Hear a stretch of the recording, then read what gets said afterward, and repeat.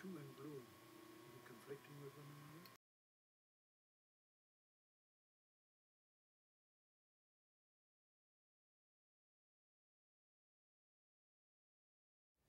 another? What were they thinking by marching you around, making noise in the dark?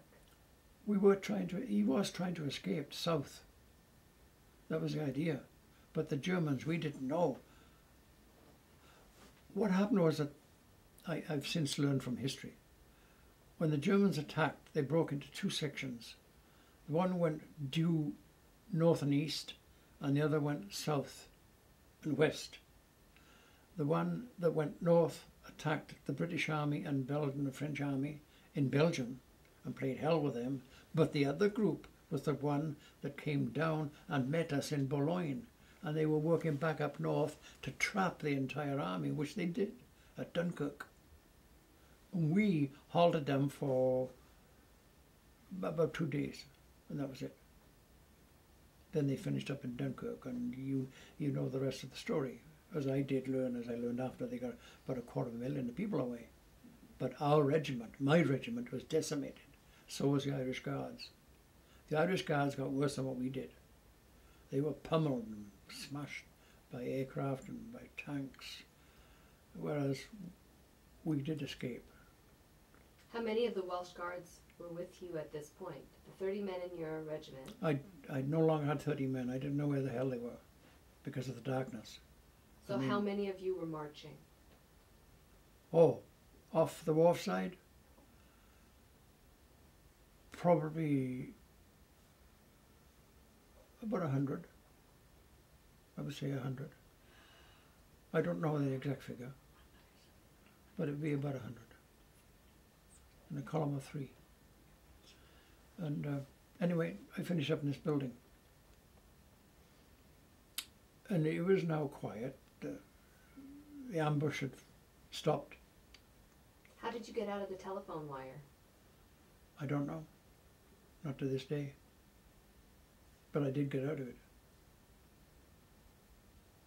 I don't know how, by simply struggling, I suppose. I don't know, but I did. And once in this last building, which turned out to be a bicycle factory, because there were thousands of bicycles, not complete. Some were complete, others weren't, but there were thousands of parts all over the place. So as dawn broke, I looked around and I couldn't see any of my platoon.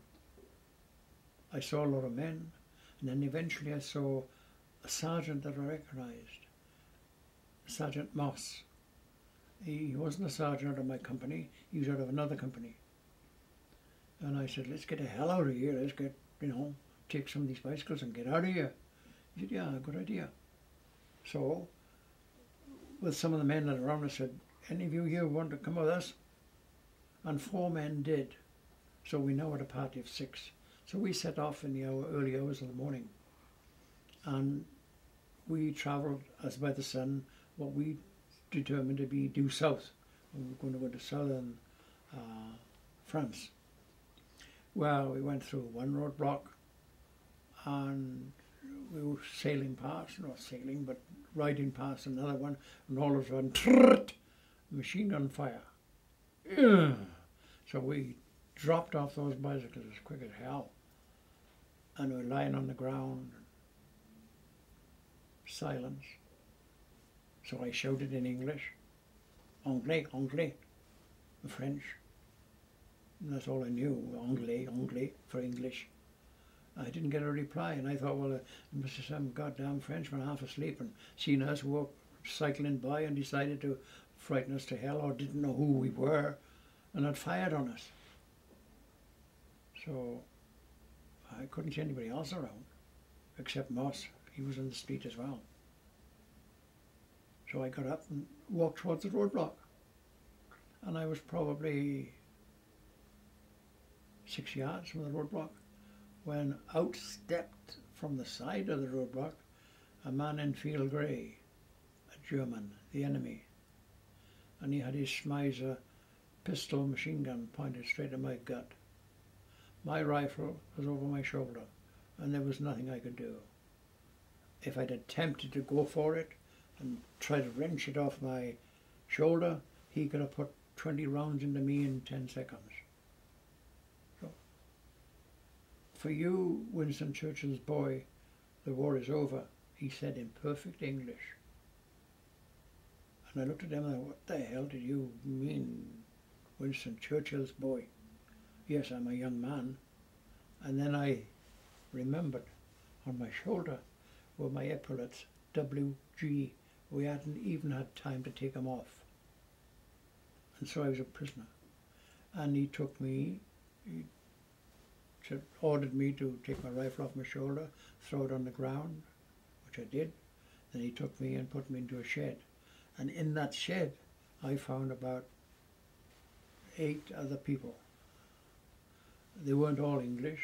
There were some Belgians, you could tell by the helmets they were wearing, and some French. And so I became a prisoner. Were you scared? Yes.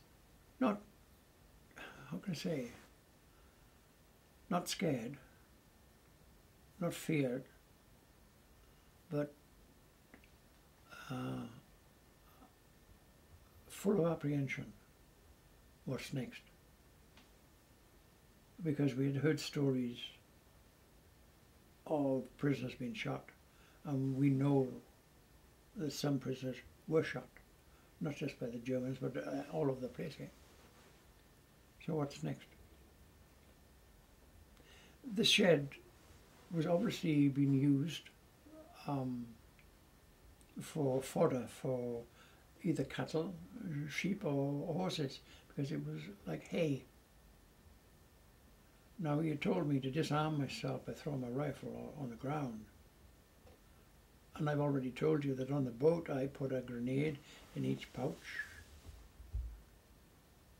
I still had them. But what the hell was I going to do? I had live grenades, but there was a tank out there. Even if I had killed this, I now know he was a Feldwebel or a sergeant, equal to my rank. Even if I had killed him with this one grenade, there was no way I was going to do anything with a tank. So I buried those 2 damn grenades. I took them out of my pouches and I buried them in the hay. There was nothing else I could do. Because had they been found on me later, I probably would have been shot. So I thought, well, I'm not going to get shot for this. So that's what I did. We were kept in that shed until the early hours of the next morning and got out of it quick. Made to get out of it by being hit with rifle butts, because now there were German soldiers there, not tank men, but German soldiers. And we were taken from there and taken to a field. And around the field was a barbed wire. Barbed wire had been thrown, and there were a lot of Germans there with automatic rifles or machine guns pointing into the field. This could be it. But it wasn't. It was just a collection point. They didn't shoot us. We were in that field through the next night.